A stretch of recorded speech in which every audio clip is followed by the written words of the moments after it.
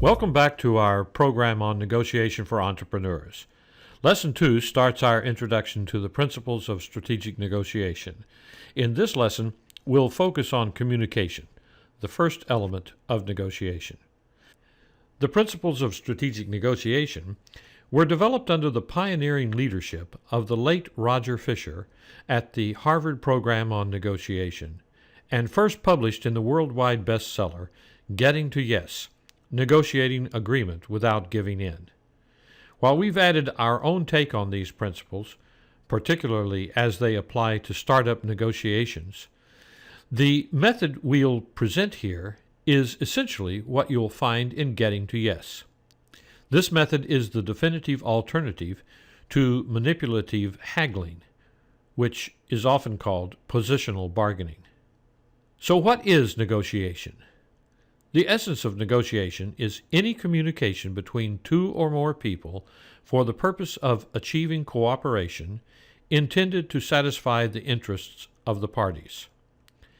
The bulk of business life is spent executing agreements, actually getting the work done.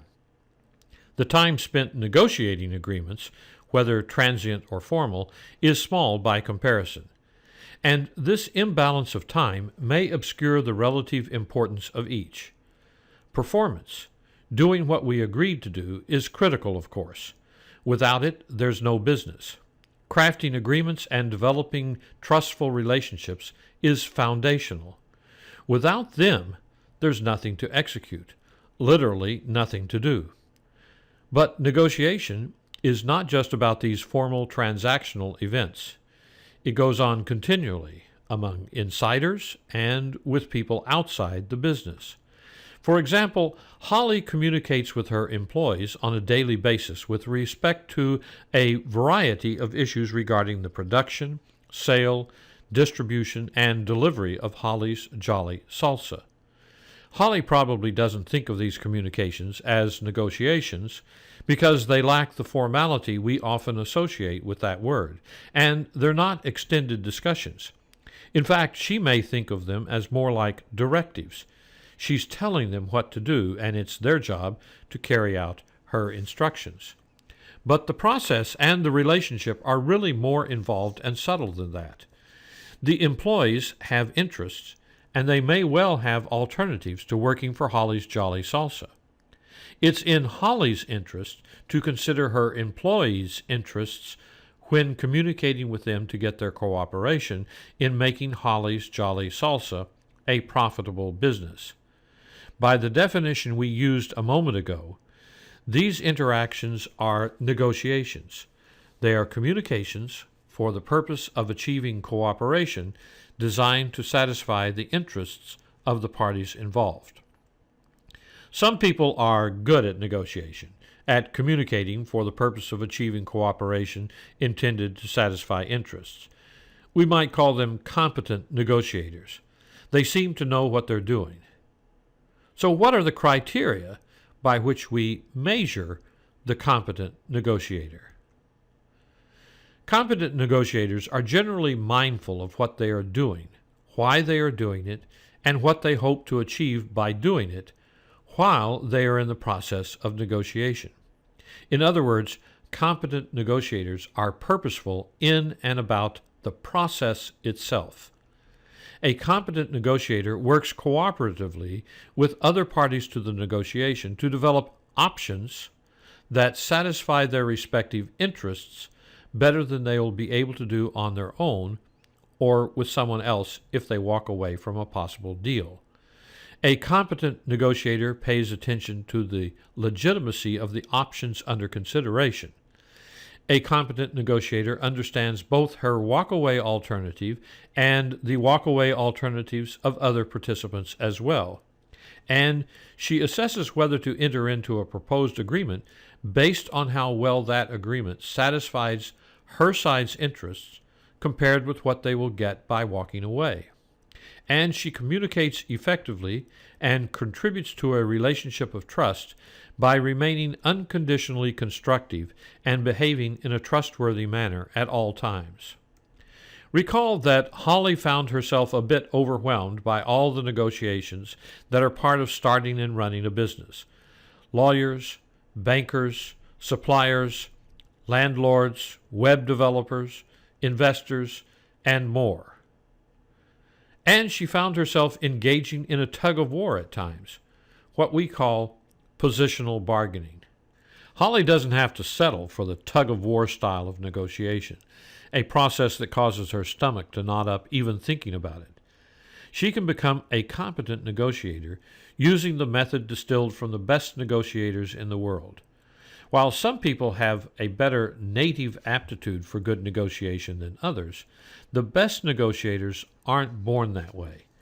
Competent negotiation is a skill set that they, Holly, and you can learn.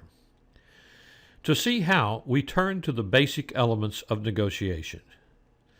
The strategic negotiation method consists of understanding and working with 8 elements: the facts pertaining to the negotiation, communication, interests, options, legitimacy, walkaway alternatives, relationship, and commitment.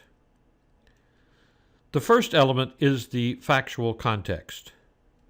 To reach agreement, Holly and her negotiating partner will eventually need a common understanding of the facts relating to the subject of their negotiation. Too often, negotiations are unsuccessful simply because the parties have different perceptions of the stuff, the real things, the numbers, the nuts and bolts. Good negotiators know how to spot these differing perceptions and to help participants reach a working consensus. Communication is the second of our 8 elements of negotiation. All negotiation is communication for the purpose of persuasion. Entrepreneurs typically find themselves negotiating with different people. Regardless of the context, however, certain purposes and processes are essential for all communication to be effective. Every negotiation is initiated with some type of message sent by one of the parties, which can take one or more forms: public notifications, advertisements, website messages or some other display of goods and services, private solicitations, personal messages conveyed through salespeople or by letter, messages delivered by third parties, and even actions taken by one of the parties, such as deploying battleships to a particular region. Everything we do and say, or on which we forbear or remain silent, constitutes communication. Actions speak louder than words sometimes.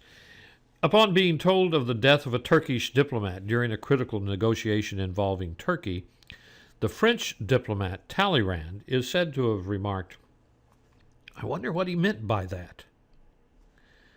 To communicate effectively, Holly will need to stay in touch, return phone calls and emails promptly. Holly also needs to fit the communication method to the purpose and priority at issue. For important communications, particularly those through which she will build working relationships, she should use the best medium possible. Don't call when you can meet, don't write when you can call, and don't text when you can write. Take care to send accurate messages that are designed to be accurately understood. Emails are especially vulnerable to misinterpretation. Use them with care. So, Holly should meet her banker in person whenever possible. The same holds true for employees and all other stakeholders. But if it's physically impossible for Holly to meet with other people, then it's better to call rather than send an email. Why? Because to communicate effectively, you need as much feedback information from each other as possible. Facial expressions, tone of voice, and other nonverbal clues make the exchange significantly richer. To negotiate effectively, Holly should use email only for short factual exchanges unless she has no alternative, and then she should try to confine herself to factual information as much as possible. Texting is an absolute last resort. If you write while angry or frustrated, you might say something you regret. Once you hit send, you can't take it back. It's gone. In the next lesson, we'll explain how Holly learns to think about interests and develop options to satisfy them. And we'll discuss the importance of the legitimacy element in crafting a durable agreement. See you then.